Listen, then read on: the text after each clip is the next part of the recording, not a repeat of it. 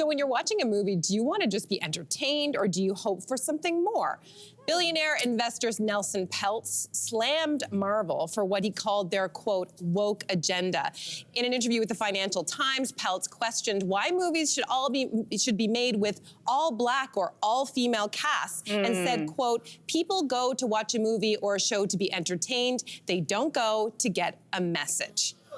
Wow, lots to unpack here. Let's start with, where do you draw the line between entertainment and getting a message? And are those two, do these two have to be mutually exclusive? I think anybody who's telling a story, whether you know it or not, there's a message. There better be. Yeah, there better be. Like, so the question is then, what is the message? And do you like that message? Or maybe, Nelson, you don't like that message. And Nelson, the world is diverse. And the world is, what we're pushing for is representation. And why? Because art is not only a reflection of culture, it also shapes culture. It determines whose stories matter, who deserves to be seen, who we say is invisible. So what he is basically accepting is that there is only one kind of story that he likes or speaks to him, and everybody else be damned. So I say, Nelson, you're 81. That's a very old thinking that he's got. I'm not saying all 81-year-olds are that way, but I think he needs to sit down and step aside because he is not the future of culture and art. Other people are.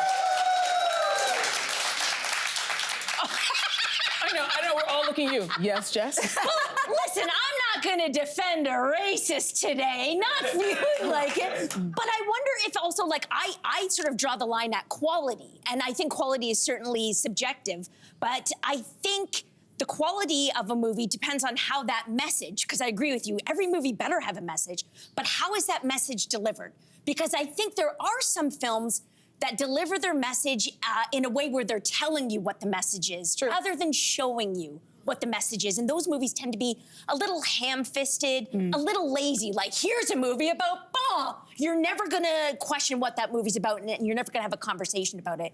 And I actually think, because I've heard a lot of BIPOC filmmakers recently sort of talk about not agreeing with this guy, but saying the dream for their art is almost to transcend identity politics. They just want to make a movie with, you know, a good plot, good characters, and it sort of transcends all of that stuff. And I think a recent movie kind of did that, American Fiction. I don't know if you guys saw that. Oh my gosh, but so good. They sort of, it was a satire almost exactly about what we're talking about. And there's a moment in that movie where Jeffrey Wright's character, he's a novelist and a literary professor, and he goes into a bookstore, and his book, which was inspired by Greek mythology, is not in the literature section, it's in the African American studies section. And he's like, why? This is literature, like the idea of compartmentalizing everything. And I thought that was very interesting. Yeah, when I listened to that quote, the only thing I thought was missing at the end was, make America great again. That's what it sounded like to me, and the irony is,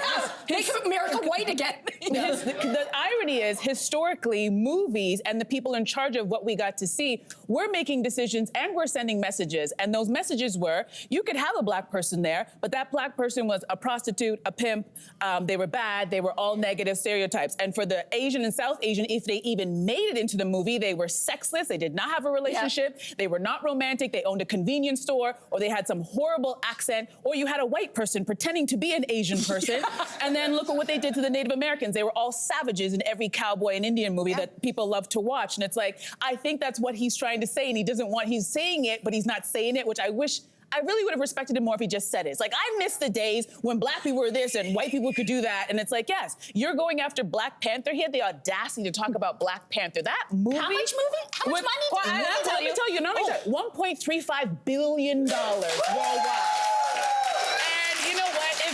If he doesn't like black people or if he doesn't like women, I know one thing he likes is money.